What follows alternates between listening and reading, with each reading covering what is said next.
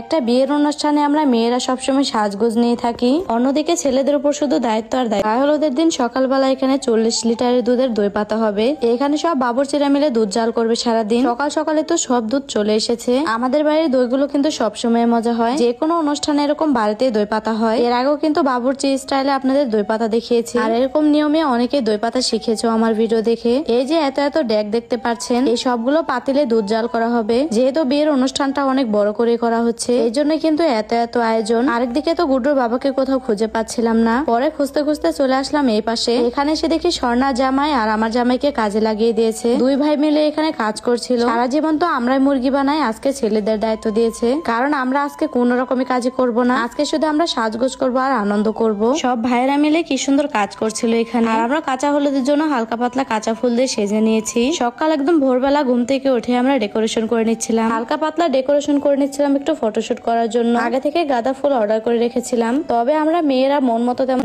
আমাদের বাড়িতে কোনো কাঁচা হলুদ নেই। পরে আমি পাড়ায় চলে আসলাম, আমি আর আমার ছোট বোন মিলে পাড়ায় চলে আসলাম কাঁচা হলুদ নেওয়ার জন্য। এখানে বড় বড় সাইজের কয়েকটা হলুদ গাছ দেখতে পাই, পরে বাড়ির মালিকের কাছ থেকে চেয়ে তারপরে নিয়ে আসি। এরপর আমরা একে একে সবাই সেজে গুজে নিয়েছি, সবাই আমরা একই রকম সাজ দিয়েছি। আর এই যে কাপড়গুলো যে পরেছি, এগুলো আমার শ্বশুর আবার গিফট করেছে আমাদের। হলুদের দিন পরার জন্য কাপড়গুলো দিয়েছে আমাদের। বাড়িতে যেহেতু অনেক বেশি মানুষ ছিল, ফটোশুট করা তেমন ভালো হচ্ছিল না, এই জন্য আমরা চলে আসলাম আউটডোরে। এই রাস্তার পাশের ফটোশুট গুলো বেশি সুন্দর হচ্ছিল। তাছাড়া আমরা কত রকমের ভিডিও করে নিলাম। আশেপাশে সব মানুষ আমাদেরকে তাকে তাকে দেখছিল, আর ক্যামেরাম্যান আমাদের শিখিয়ে দিচ্ছিল এরকম আনন্দের দিন হয়তো আর কোনোদিনও পাবো না। আর হ্যাঁ, সকালবেলা কিন্তু আমরা তেমন কোনো সাজগোজ দেইনি, যেহেতু আমরা কাঁচা হলুদে সবাই মিলে গোসল করব, তাই খুবই সাধারণ ভাবে সেজেছি। মুখে কোনো রকম মেকআপ লাগাইনি। আমাদের সবারই লুক কিন্তু একদমই সাধারণ, এই তো দেখে হয়তো বুঝতে পারছেন। এরপর আমরা একা একা ফটোশুট করে নিচ্ছিলাম, সবাই যার যার মতো ক্যামেরাম্যান দিয়ে ফটোশুট করে নিলাম। এরপর আমরা সবাই মিলে ছাদে চলে এসেছি। আজকের দিনে এত বেশি রোদ ছিল, ছাদে তো থাকাই যাচ্ছিল না, তবুও কষ্ট করে আমরা একটু ফটোশুট করে নিচ্ছিলাম। এখানে কাঁচা হলুদ মিসিং ছিল,